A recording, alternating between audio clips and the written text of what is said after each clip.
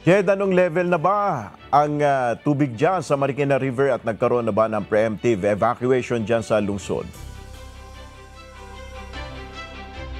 Nel, sa mga oras na ito, nasa 13.5 meters ang level ng Marikina River. Ngunit kahapon pa lamang ay lumikas na at ang ibang mga residente dito sa Marikina ay nanatili na sa mga evacuation centers sa lungsod. Sa datos ng Marikina City Local Government, nasa normal level pa rin ang tubig sa Marikina River, kung saan 14.5 meters ang naitalang pinakamataas na level ng tubig at ito ay bandang 9:45 kagabi. Nagsimula itong bumaba dakong 11:30 PM hanggang sa umabot na sa 3.4 meters hanggang sa alas 6 ng umaga. Ngunit kahit hindi pa umaakyat sa unang alarma ang ilog, may ilang pamilya na ang nagpalipas ng gabi sa mga evacuation center. Kabilang sa mga evacuation center na inihanda ng pamahalaang lungsod ay ang Nangka Elementary School, H. Bautista Elementary School, Concepcion Integrated School, Malanday Elementary School, Santo Niño Elementary School at ilan pang paaralan sa Marikina City.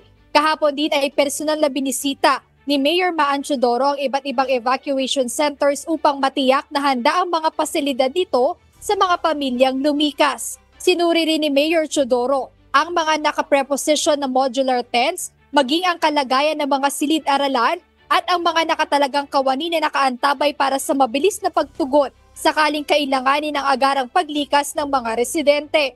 Nagtungo rin si Mayor Teodoro sa Marikina Command Center upang tiyakin ang mahigpit na pagbabantay at maagap na pagtugon ng mga operatiba habang patuloy ang 24/7 monitoring sa lagay ng panahon sa Marikina City.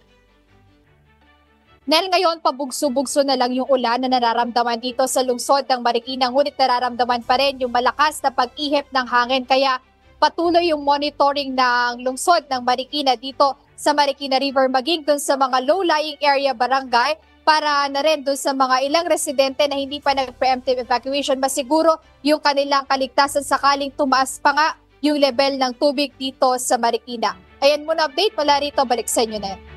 Kaya Jed, isa sa mga nakakontribute dyan, kaya hindi basta-basta tumaas yung Marikina River, yung paghuhukay nila dyan, yung dredging activity na regular na ginagawa nila.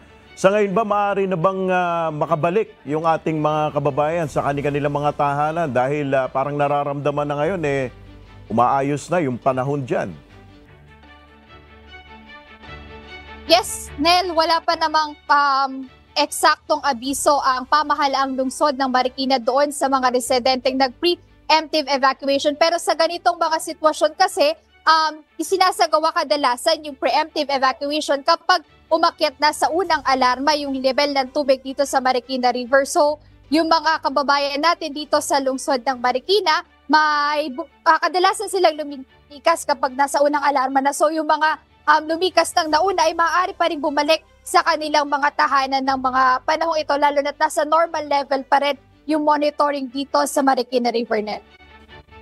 Maraming salamat sa iyo, Jed Neresina.